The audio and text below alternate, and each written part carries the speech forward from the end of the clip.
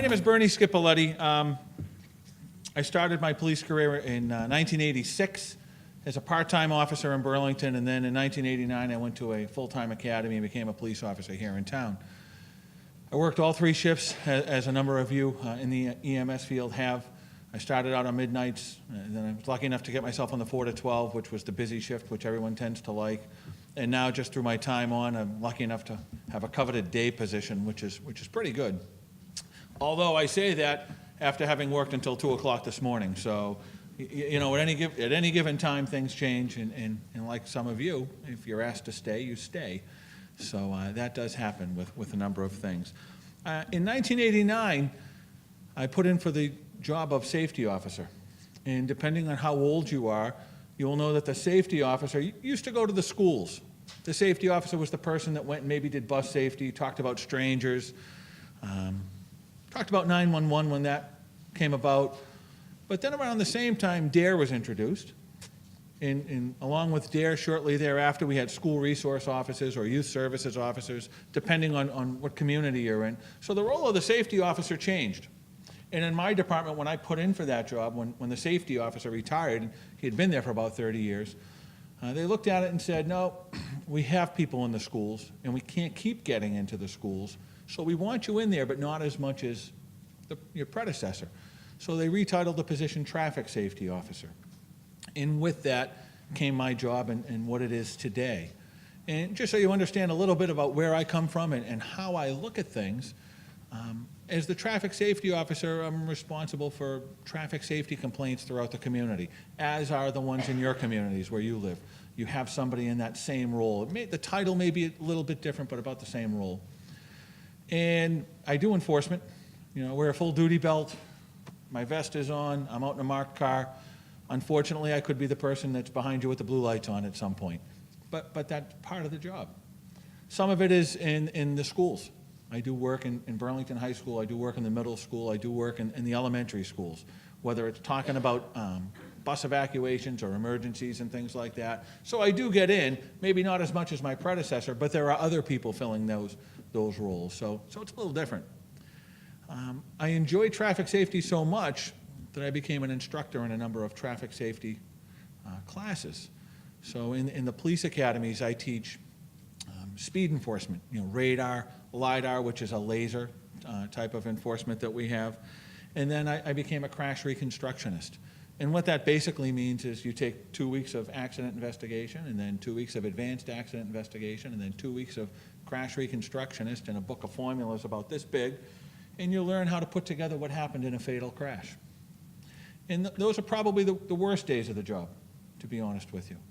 Going to a crash and seeing somebody that's dead or just about dead is probably as bad as it gets for you as well, for those of you in that type of role.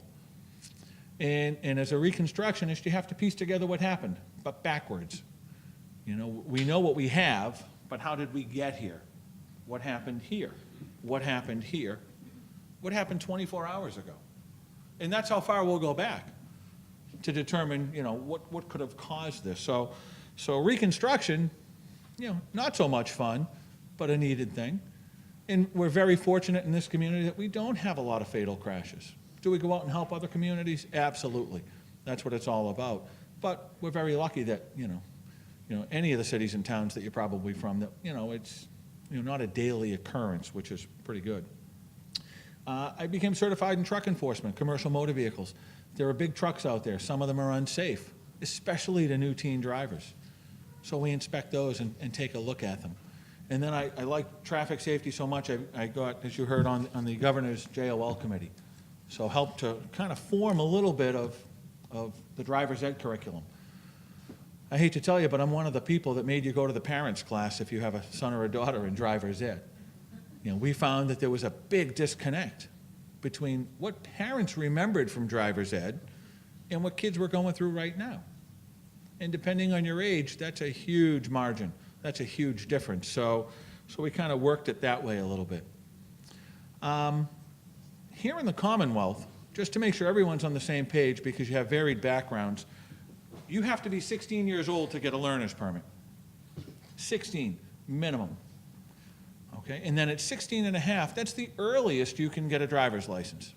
If everything goes well and lines up perfect, at 16 and a half you can get licensed. It doesn't line up that well. It did when I was 16. You could go to the registry that day or the next day and get an appointment and go. Now the registry's so backed up that you'll turn 16 and a half and still probably be waiting a month or two to get an appointment for a road test. But you have to have a clean record for 6 months before you can get your license. You have to make sure that you have no tickets, no crashes, pretty much no interactions with people like me, and you can get a license. New Hampshire's a little bit different. The law in New Hampshire says that at 15 and a half, your parents can take you out and teach you how to drive. No permit needed. No permit needed. So, things are a little different state to state, but generally speaking, we're in that 16 and a half range. And I like to start with that because, think about the people we're talking about today and where you might have been at 16 and a half versus where today's teenagers are. I went to so many crashes, I've been to so many crashes, that I thought there had to be a better way to do this. And I felt that kids weren't getting a good enough education to start. And that, as you heard, is I'm a driving instructor. That is why I opened a driving school. I owned it and operated it for about 10 years. I recently sold it only because it was very difficult trying to work 2 full-time jobs and stay happily married at the same time. I have 4 children, and that was one of the reasons that I got into that as well.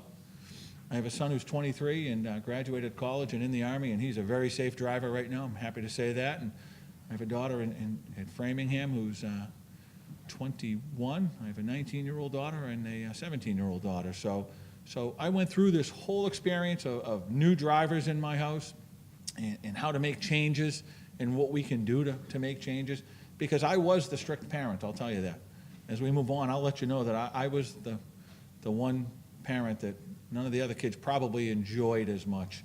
My house was a lot of fun, but I was the strict one. I was the strict one, especially when it comes to driving. Let's talk about it. Let's talk about the challenges facing today's teens. Right? In 2015, some of you may have heard this, traffic deaths went up 7.2%. Doesn't seem like a big number, but it's huge. For the first time in years, traffic deaths went up. We have done everything we can to keep kids and anybody actually who's on the highway safe. Cars are safer, roads are safer. It's amazing the technological advances we've made. Yet deaths went up 7.2%. There were 35,092 deaths on the highway. And by highway, I mean any road, just a term. 35,000 deaths. If you didn't know one of those people, that's just a number. It really doesn't mean a lot to you. If you knew somebody, just one is too many.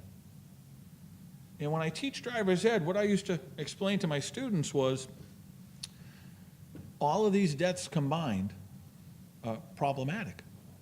But even by themselves, they're problematic. I have to take a plane later today to go to a traffic safety conference. I'm hoping it's a safe flight. But if a plane went down today and 200 people died, I think we would all agree that it would be right on the front page. 200 people dead in a plane crash, front page news. And tomorrow, if a plane went down and 200 more people died, it would be on every network, and we'd have a lot of coverage of it. On the third day, right, on Monday, if a plane went down and 200 people died, what do you think would happen? We'd stop flying. We would ground the airline industry. If 3 planes, 600 people died, they would say, we have to stop flying and find out what went on. 600 people. Yet 35,000 died on the highway last year, and it's just a number. Here's another one. And then here's another one. And that's the way it goes, because one at a time doesn't add up as much, at least as far as people are concerned. Everybody can deal with 1 or 2, but when you lump them all together, it's a big number. So I like to think of it like that. Relative to challenges of new drivers, particularly teens, the first year is the most problematic, as you can imagine. Or the first 1,000 miles, however you want to look at it.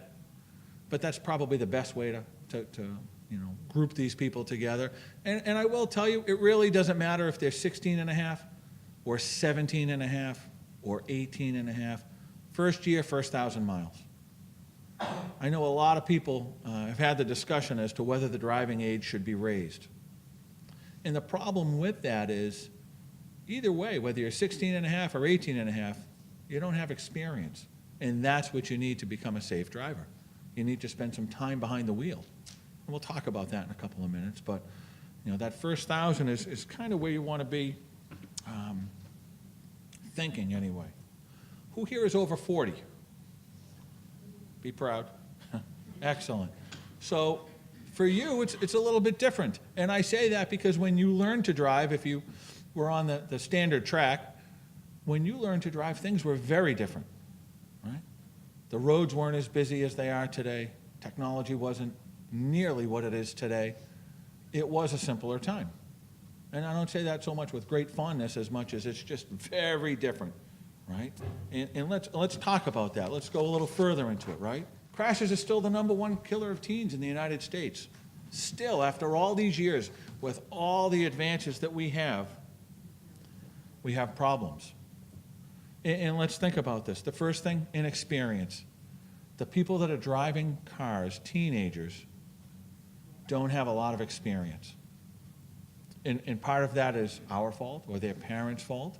Part of it's their fault, right? Inexperience. Think about walking somewhere. If you were a pedestrian, you're a better driver. If you're a pedestrian walking down the street today, and you get to your neighbor's driveway, you stop and you look. You make sure there's not a car backing out. Kids today don't walk. Kids today get driven everywhere. And when they are in the car and they are driving, they're not looking out the window. They're doing this. This is their whole life. So they're not paying attention. Somebody who walks a lot of places, much better driver. My daughter babysat last night. It was 11 o'clock when she got out. It's about 20 houses away. And she called me for a ride. And part of me wanted to say, walk home. I live in a very safe community. But I said, okay, absolutely, I'll be right there. Good dad. It's cold out. But even if it was daylight, I guarantee you, my daughter would have called for a ride. And it's just the culture that we're in right now. So inexperience is big. Immature. At 16 and a half, a lot of kids are immature, right? They don't realize necessarily what a car can do, good or bad. And then they're risk takers. For those of you that are school nurses that deal with them day in and day out, God bless you. I'd rather chase someone down an alley at 2 in the morning than deal with what you have to deal with every day sometimes. And it is very different, but they are risk takers. When we look at the laws in the Commonwealth, we have a time restriction on licensing. Kids can't be out, new drivers, under 18, past 12:30. Yet the riskiest time for them to drive is between 10 and 12. 10 and 12 is when we have our most severe and fatal crashes. Yet the law says, make sure you're home by 12:30. So we have inconsistencies. What we're telling families and what we're telling kids isn't probably the safest thing out there. But parents don't want to hear that. Parents don't want to hear, hey, you're going to have to pick up your son or daughter after work. They can't drive after 10. They can't drive after 11. So we go with, unfortunately, where the vote is, to keep everybody happy a little bit. I say crashes. I don't use the term accident. I don't know how many of you have made that transition. It's been around for a long time. Okay? Crashes. They are not accidents. An accident is me knocking over this water right now. It's a mistake. I didn't mean it. A crash is very different. A crash is preventable and predictable. And I can do that all day long with you. You give me a new driver, bald tires going a little too fast, there's a crash coming. You give me a new driver, inexperienced, wipers don't work, rainy day, something going on, we're going to have a crash there. Preventable and predictable. And that's the way I teach it with teenagers. That's the way I want you to start thinking about it if you can. Preventable and predictable. When you look at crashes, and when I teach in the police academies, these are numbers that we use a lot with the recruits. When you look at 100% of the crashes, I'll tell you that about 90% of them are operator error. About 90%, it's that high. And then about 5% is going to be caused mechanically, and about 5% is going to be the environment.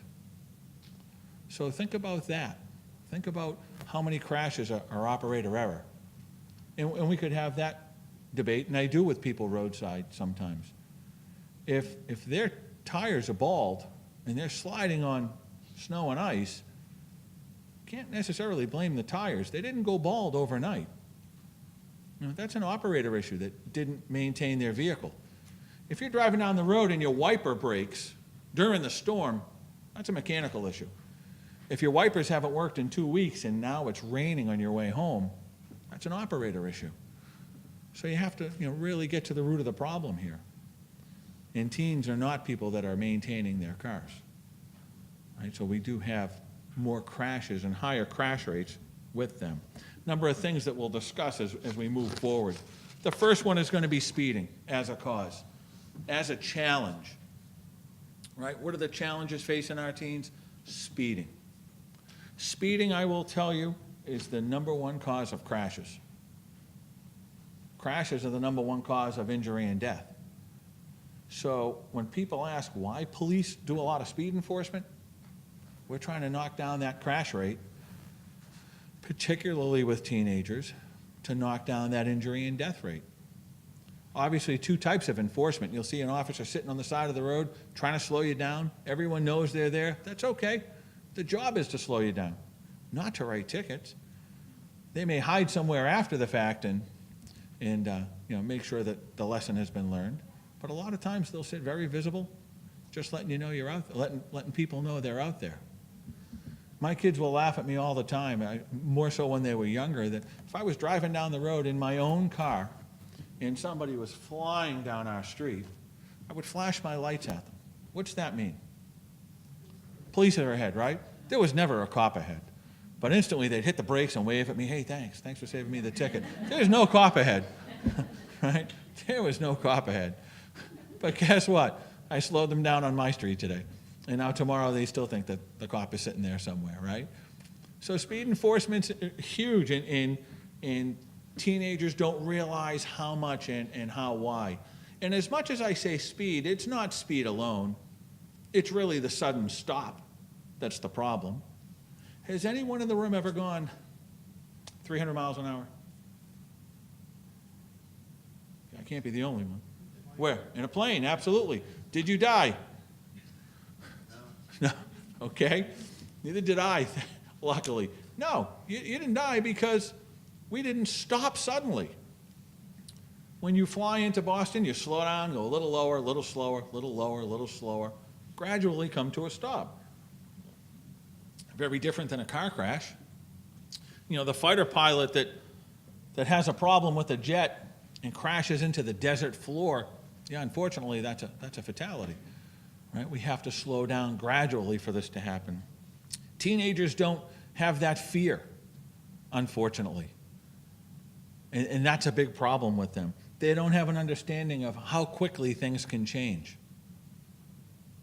They don't understand that when they're driving down the road, something like that happens, and the crash is over.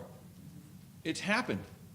There aren't too many times that you say, oh, crap, I'm going to crash. Here it comes. Oh, you don't want to look. No, it doesn't happen that slow. You don't have that time. And for those of you who have been in, I knocked all the dust off the wall. For those of you who have been in crashes, you realize that's how fast it happens. Your car gets hit. It's very scary. And a lot of times you don't have control. Teenagers don't understand that. They don't understand the reaction time that's needed. As a reconstructionist, we look a lot at feet per second. And if you're going 60 miles an hour, you're going 90 feet per second. Explain that to a teenager. 90 feet per second. What I usually do when I'm talking to kids is I'll say, hey, look, from one telephone pole to the next telephone pole, that's 100 feet. Use that in your head, okay? That's 100 feet.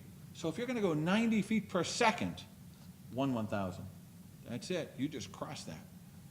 Are you gonna be able to stop? Are you gonna be able to react if somebody runs out in front of you? If a car backs out of a driveway? So challenges to teens, they need to start thinking like this. And that's hard for them to do sometimes, and I realize that. With speeding comes following too close. They don't realize if that person hits the brakes, I have to be able to hit the brakes. In my cruiser, I always try and leave distance. Always. I do it in my own car. It's habit. Even at a red light. I want to make sure I can see the tires of the car in front of me. In the cruiser, I do it because if they give me a call and I have to go somewhere, I can't say, okay, I'm in traffic, and give it a minute. No, it doesn't work like that. I need to be able to kind of move around, right? So I can't be right on someone's bumper. Same thing in my own car. If somebody hits me from behind, and it's happened, I don't want to get pushed into the car in front of me, right? So we have to leave that following distance, that minimum of 2 seconds. 4 is great, but a minimum of 2. Kids don't realize that. They drive too close to the car in front of them. So when we start having these issues behind the wheel, it's not good. They don't recognize the consequences of it. These kids, a lot of them, grew up on video games. Some of you might have. Rainbow Road, drive off the road, Mario Kart, back up, start on the road again, here we go again, right? Life's not like that. Crashes aren't like that. You have that crash and you're done, right? You're done, whether it's you or the car. And that's what we try and stress to them. And then the other thing, and this is one of the reasons I asked that over 40 or 45 question, is think of the cars that we're driving today. Some of you probably have some nice cars. You can probably go 75 or 80 miles an hour, not that we'd ever want you to, but you could probably go pretty fast, not hear any noise, no sound coming through the doors, radio goes up nice and loud, having a good day, nice dry day, and you're moving down the highway. Absolutely, right? In an old car, that doesn't happen, right? If you've driven an old car, totally different experience. I have a 1970 Chevy. It's not my daily driver, but I have a 1970 Chevy. 55 in that feels like 122. Going down the road, and it's like, my kids laugh at me. I call it a time machine. I get in that, and everyone else disappears, Life is simple. But you knew when you were going fast in a car like that. Teenagers today don't do that. Teenagers today get into a car that's nice and quiet, and they don't realize that, hey, 70's fast. Hey, 60's fast. 30's fast. For those of you that deal with kids on a regular basis, right, we really need to think about how fast that is. And as I said, kids that have never walked anywhere, teenagers that have never walked anywhere, don't realize how fast that is. Or ridden a bike, right, where 20 is pretty good speed, or something like that. So I always like to think about that, and the cars are getting better and better today. Cars that are out today are nothing like they were years ago, obviously. Another thing that we have to deal with all the time are distractions. Distractions are huge for teenagers, right? Well, they're huge for anybody at this point. Unfortunately, what I realize is a lot of people are distracted drivers. And when we talk about distractions, there are 3 basic types. The visual one is taking your eyes off the road. And that could be anything, right? Again, geared towards teenagers, but that could be anything. And then the manual distraction is taking your hands off the wheel, whether it's for this, which unfortunately everybody is tied to at this point, whether it's to grab a water, hopefully, and not something else. But when you take your hands off the wheel, not good. Everybody here has been driving for a long time. You're probably comfortable driving with one hand. But there's a reason we teach new drivers 10 and 2 or 9 and 3, 2 hands on the wheel all the time. Because if something needs to happen, you need to be able to handle that steering wheel. And that one-handed move isn't the best. So, that becomes one. But like I say, whether it's food or a phone or a drink or something, one hand on the wheel is not good. And then cognitive, taking your mind off of driving. Again, most of the time that's relative to this. Sometimes it might be when you're in thought. But I can guarantee you, every single one of you at one point has gotten somewhere and said, holy crap, I'm here already. Or, geez, I already went through 4 corners. And I'm thinking, wow, right? Because you're so into the telephone and into the conversation that's what happens. And that's unfortunate. Hopefully you'll see something that comes out in your path, but I guarantee you teenagers are doing the same thing. Teenagers are doing the exact same thing. Texting, unfortunately, combines all of these. And that's why texting is so bad. Everybody in this room knows that. That's nothing new for this crowd. But texting is eyes off the road because you're looking down. In that 1 second, you could have traveled 90 feet, depending on your speed. That becomes a big issue for us. And then taking your hands off the wheel to hold that phone.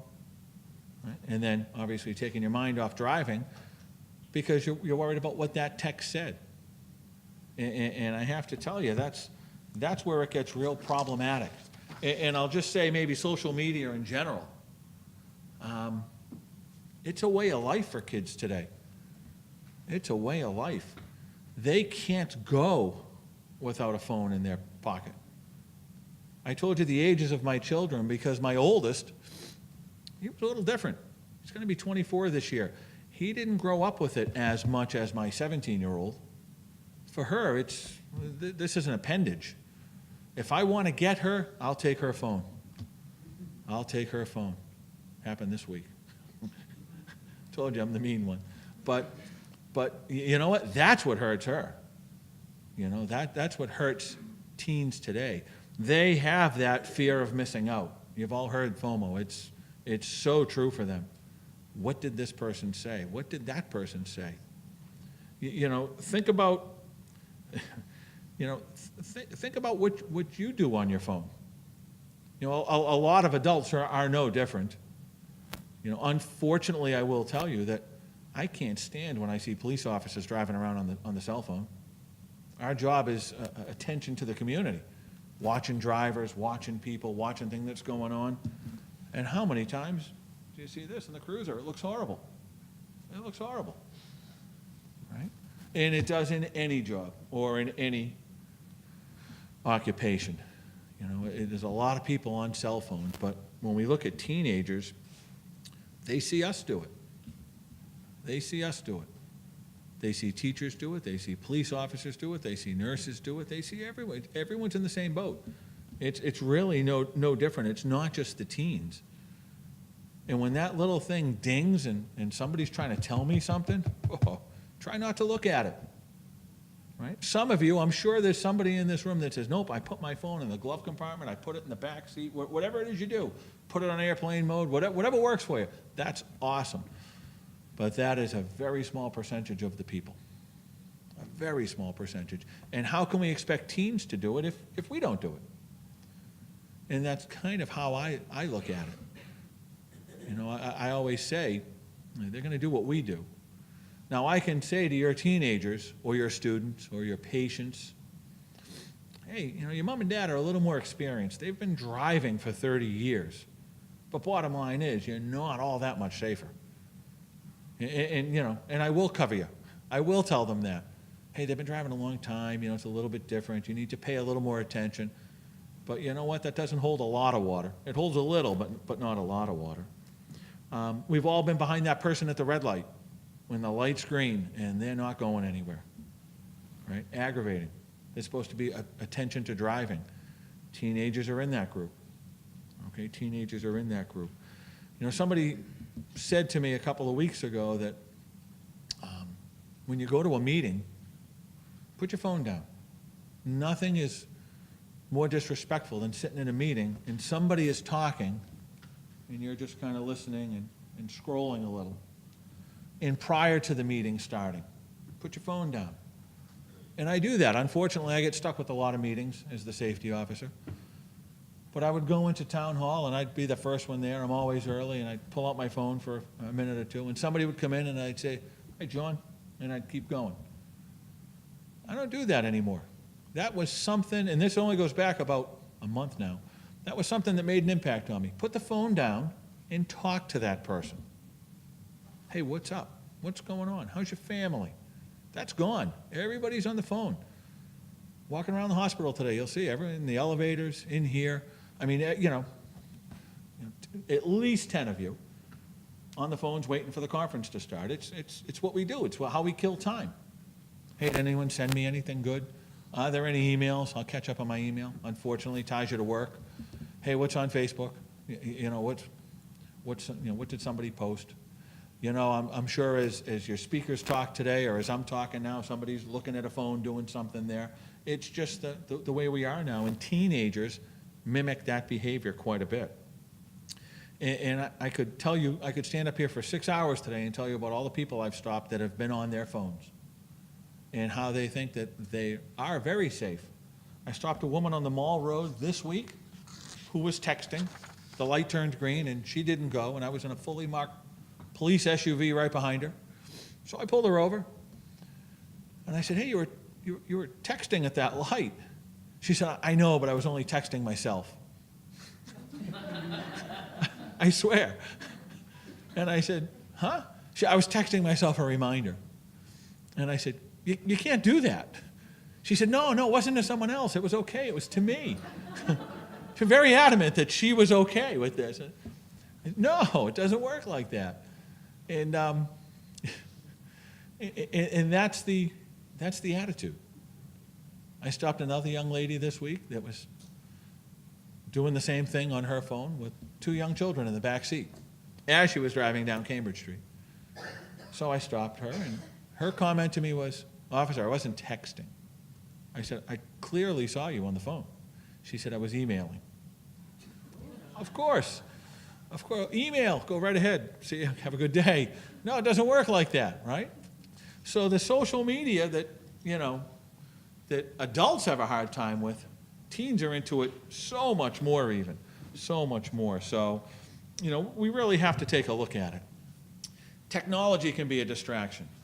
I told you I have a 1970 Chevy. That's the dashboard of my 1970 Chevy. This is the dashboard of a new car. They are very different. My kids laugh at me. Dad, you gotta crank the windows up? Oh God, how dare you? Right? It's like child cruelty. To put the heat on, I do this. Slide the lever over. That's it. There's not much else to do in that car. Turn the radio on, go for a ride. I'm telling you, it's a time machine. You get into a vehicle that looks like this, you have this full display here, you have another one here, you have another one down here, all vying for your attention. How many miles to empty? We have a GPS, let's check that out real quick, right? That's what kids today are driving. Kids today can't afford that car, the old one. Kids today are driving these, mom and dad's cars, or theirs that are a few years older. Hey, there's a low tire light on. Hey, Dad, what's ESC mean? That light just came on. What's cruise? All these questions. And I do this with driver's ed students all the time because we go through the dashboard, try and show them. They have to know what these lights on the dashboard mean. But on the right side, a generator light. That's it. Light comes on, you better do something. Tachometer. Half the cars back then didn't have a clock, and then they had a speedometer. And those are those 3 big gauges behind the steering wheel. But today, it's so different. How many miles to empty? Scrolling through, trying to see if they can make it home because the low gas light came on or something. So that the technology works against new drivers because there's so much going on in that car. They can't concentrate necessarily on driving. I'm not saying that they're unsafe. I'm just saying the technology is a hindrance in some instances because kids don't concentrate on the road around them. Failure to scan. And that's a big problem with teens today. They're not scanning the road from boundary line to boundary line or sidewalk to sidewalk. New drivers focus like this, which is good. And their goal is if I don't hit something today, I'm good. Well, I agree with that. Just for the record, I agree with that. But they're only looking right in front of their car. They're not looking over here at these backup lights that came on or these kids over here shooting hoops in case that ball comes out. Right? They're not doing this like you are. They're just doing this. And then you throw this kind of thing in front of them, and it's huge. There are cars that are out there that are toying with, and some of the expensive cars have them, a heads-up display that will shoot information up onto the glass, up onto your windshield, like a fighter pilot. Right? What a wonderful idea. You don't have to take your eyes off the road. Can you imagine things dancing across the screen a little bit to a new driver who's doing this when they're driving? It's too much for them. And just to think about how far technology has come. When I talk to somebody about charging a phone in the car, I say, plug it into the cigarette lighter. They all look at me like I'm from Mars. It's like saying, hey, read the paper. They have no clue. Cigarette lighter? That's a power outlet. Oh, of course it is. Of course it is. In all my cars, it was a cigarette lighter. And I don't smoke, but that's what it was. Right? So there's a very big generational thing going on there relative to them, right? Let's talk about distractions a little more. 2 or more passengers more than triples the risk of a fatal car crash with a teen at the wheel. More than triples it. Why? Because you do things a little different when your friends are in the car. You do things that you normally wouldn't do somewhere. So I really want you to know that, hey, you're putting more kids in the car, and you really shouldn't. A lot of pediatricians talk to teens about seatbelt use and alcohol use. Awesome. Awesome. But they don't talk to them about driving at night. And they don't talk to them about teen passengers. They kind of leave that to mom and dad a little bit. And hopefully that discussion can come out a little bit more. I told you I was a strict parent. I still am. My children knew that if I ever caught a passenger in their car before they were supposed to, that was the end of it. I told them, don't worry about the registry sanctions. I'll cut your license up in the kitchen. We're going to have a party. Everyone's invited. Bring a scissors. It's happening. And to their credit, their friends still tell me, Mr. Skip, your kids were the only ones that didn't take anyone. I would set the seat so I could know if somebody was in it. I'm telling you, I'm horrible, right? But I wanted to make sure that they were safe. That was my whole goal, keeping people out of their car so they could practice a little bit. We've all driven down the highway and seen something that looks like that. Every one of us. I have to tell you, I drive by that and I think just like you, ooh, someone died there. But it doesn't leave me right there, unfortunately, because I've gone to those scenes. I think this is some family's worst place on this earth. And I hate thinking that, but I do. And I think at one point, there was an ambulance here, a fire engine here, a police car or two here, and all kinds of people here. And it just didn't matter. It didn't matter. Someone died here. And I can't imagine that happening.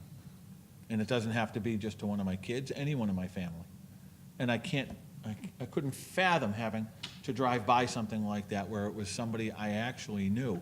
And it's hard enough driving by those where I think, oh, yeah.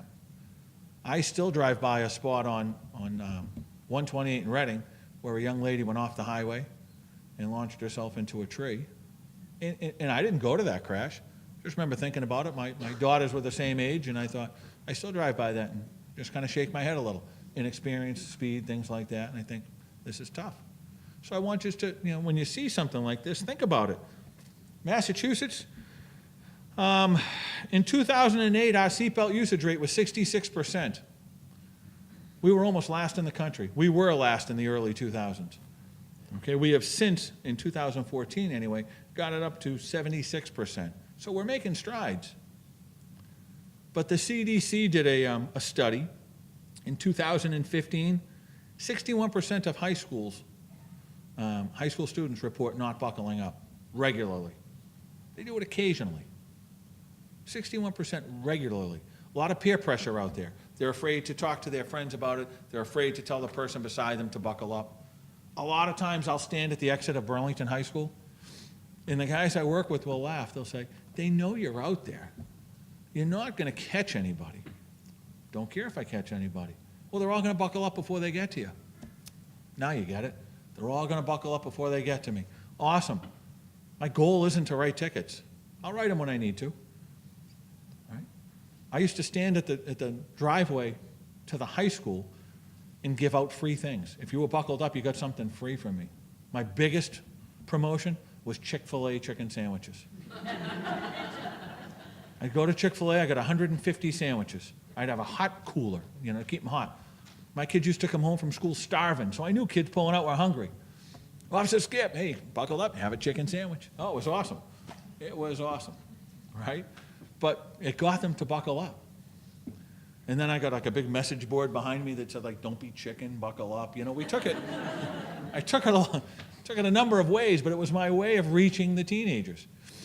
If you were buckled up, I gave you an air freshener. Every week or two, I would try and come up with something different. I'd hit up the union for a couple $100 and go buy air fresheners. And on one of them, I would print something. And the next day, hey, if you got the one that was printed on, come see me at the office. Boom, here's a free car wash for you.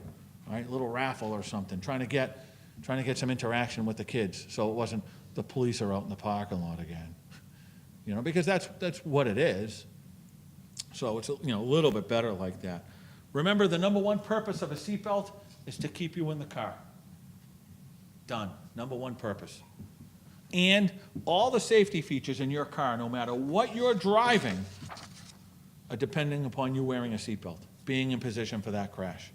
So I have an airbag, I have a side curtain, I have crushable frames, I have all this stuff. Doesn't matter. Got to be belted in when that crash happens unexpectedly for all that stuff to work. And that's kind of the way I want you to think about it. Some of you may have seen this video. It's an excellent video. It's the only video I'm going to show you today. It's a Fox News report. Take a listen to this for a few minutes. You can only cover so many fatal crashes in which grieving family members swear their loved one always wore a seatbelt before you start to wonder a couple of things. Do people actually wear seatbelts as often as they say, or is life so cruel that the one and only time they don't wear a seatbelt is the time they roll the car? Either way, there's no undoing the fatal mistake.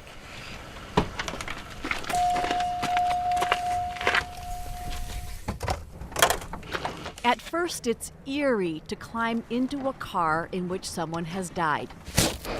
But then I realized they didn't actually die here, but in the ditch or on the road. If they'd stayed here, they might not be dead at all, which is the point of all this. This one mistake cost her life. It's hard to imagine the grief that follows a traffic death. We're going to have to find a new normal. Learn how to live without her. Getting any worse. We mourn the loss of her, but we also mourn the loss of our dreams for her. But when you see a car like Brianna Reamer's, it just adds to the list of things that you suffer through. Or like the one sitting in Don Rasmussen's tow lot. We see a lot of it over the years. And you think dozens of people that certainly would have lived had they had their seatbelts on. That maybe this person didn't have to die. It's enough to make you cry. I'm too emotional for this. When young people die, it's harder. And he doesn't even know the people. He just tows the cars and hears the stories. Stories like this one. Richard Raines has kept his son's car. I kept it just to prove a point. His son Dylan and Dylan's girlfriend died when the car rolled and they were thrown. You can't believe it. I know he was a seatbelt person. I believe she was too. 3 months ago, the Fox 9 investigators asked the Minnesota State Patrol and every county sheriff in the state to tell us when someone was killed or seriously hurt when they were thrown from their car. And this usually meant a rollover crash. It's tumbling like a football. Football's got that end-for-end tumble. Whenever possible, I inspected each car and climbed inside. In this crash, the car did exactly what it was designed to do. It absorbed all of the impact on the outside of the car. And here on the inside, especially in the passenger area, it's largely intact. There is room at my head, room at my sides, room all around. There was room to live, if only the young girl riding here had been buckled safely in the car. What exactly does room to live mean? The way cars are designed has changed. They're built with what's called crumple zones. In any kind of crash, the front and back ends absorb the energy created by impact by compressing. In a rollover, the ends compress, the windshield often shatters, the sides of the car may bend in some, but the occupant area is supposed to hold up. Safety folks call this area the cage, and for good reason. It is remarkably strong, and if you're wearing your seatbelt, it will hold you inside. But this is what they're gearing for, is protection of the occupants. Fly out of that protective cage, and there's nothing between you and the ground. They don't get dumped in a pile right there. So it says the vehicle comes back up and they get pitched out. So they get pitched out on the high side. I have not come across a crash yet where the people would have been better off ejected. Gouge mark? The State Patrol was working this rollover crash just outside Mankato earlier this month. It appears as though the occupant was ejected due to the vault or the rollover. The vehicle then appeared to have landed on the roadway on top of the driver. In this car, too, there is room to live, if only the driver had stayed in the car. That was true in every rollover crash we investigated, every single one. This Hummer didn't hold up well in a high-speed rollover. Front and back ends literally sheared off, but just look at the cage that could have protected the driver. For the driver who was not wearing a seatbelt, there may well have been room to live. How about this pickup? No seatbelt for the driver. He flew out the window. Look at all of this room around me. The cab of this pickup is largely intact. This is room to live. In Faribault, we come to see one car, but the owner of Glenn's Towing, Don Rasmussen, has got more for us than that, like a lot of experience. I've been here for 40-some years, so I've seen a lot of accidents. The wisdom that comes with that. A lot of times friends will come and look at the car, you know, and say, man, I told her she's supposed to wear a seatbelt. And not one, but two cars to show us. This is the first. A young mother died when the car rolled and she was pitched out. But look, if she'd stayed inside, she probably wouldn't even have bumped her head. There's room to live. It is a short walk to the second car. Same type of situation, except it was a straightaway road, but he lost control. Went in the ditch, flipped her over a couple times, I'd say. The damage to the two cars is nearly identical. Inside, there is plenty of room to live. And guess what? This driver did. Why? He was wearing a seatbelt. I saw no injuries at all. You know, he was walking around out there. And the contrast between these two crashes says it all. This one here was just a few days ago. So when you look at this and you look at that, what do you think? If only. If only. It, you know, buckle up. If only. Two of the most painful words a family can utter. Buckle up. Two of the most powerful. Brianna Reamer's family has said them all. We always taught her, wear your seatbelt. This is what the inside of Brianna's car looks like. If she had stayed seatbelted inside, she probably would have bumped her head, but there is plenty of room to live. Instead, she was thrown partway out the back window, and the car landed on top of her. One time it all takes, you know. I tell the kids that you let your guard down one time and the messenger of misery will jump right on your back. Only the misery is not your own. Someday I wanted to walk her down the aisle when she was getting married, not walk her down the aisle in a casket. If only there is room to live. She had buckled up. There's room to live. If only room to live. Any of them had. There's definitely room to live. Room to live. Room to live.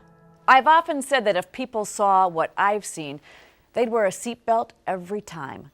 Now you've seen it. Very good report there, and you can't underestimate how important a safety belt is. Couple more slides and I'll finish up. Marijuana, big thing right now, right? Decriminalization of marijuana, less than an ounce. We are seeing more of it in cars. Unfortunately, some people think they're better drivers when they're high because they do things slower. Doesn't really work that way. Impaired driving is still impaired driving. It is still illegal to smoke and get high behind the wheel.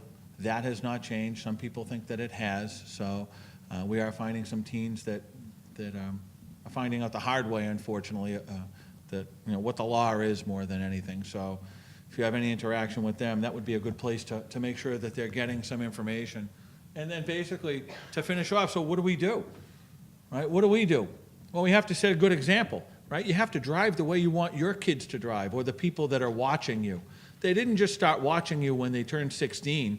Hey, I'm gonna get my license, I need to watch mom and dad see how they drive, or my teachers, or my trainers, or a nurse or something. Doesn't matter. People are watching.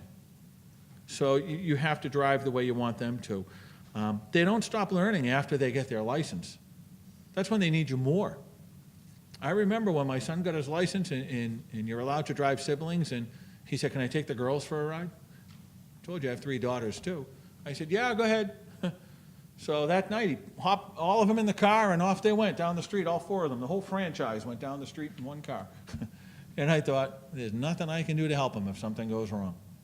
So my goal was make sure he was trained before that point, right? Because it's going to happen. You have to educate them, and that's what I'm saying. You have to educate them. I have to educate them. I'll educate them on the side of the road. I'll educate them in a classroom, anywhere I can. Anywhere I can, someone's going to hear something about seatbelts from me.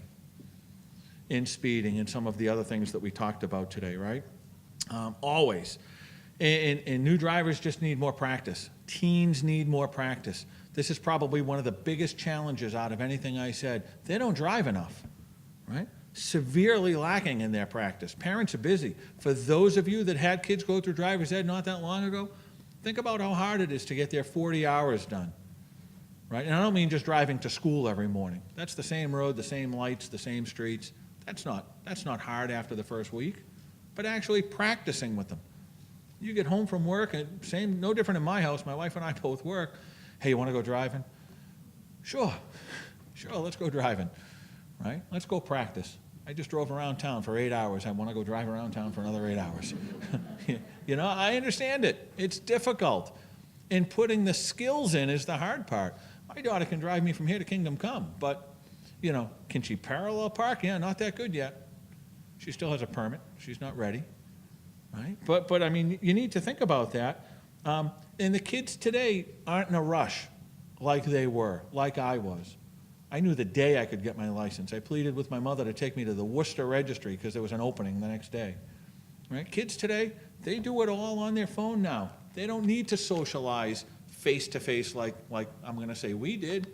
They can do it here. It's not as important to get in the car and go somewhere. So the generation is changing a little. The registry says 40 hours with mom or dad before you can get your license. All of my children did over 230 before they got their license. And I know that's an extreme. You're looking at me like I'm crazy. But guess what? When they drove away, I felt comfortable that they knew what they were doing, right? When they drove away, I didn't say, oh my gosh, I can't say, look to the right, look to the left. Are you sure there's no one coming? No, I had to do that ahead of time. That's what that practice phase is, right? They have to earn privileges as they do this.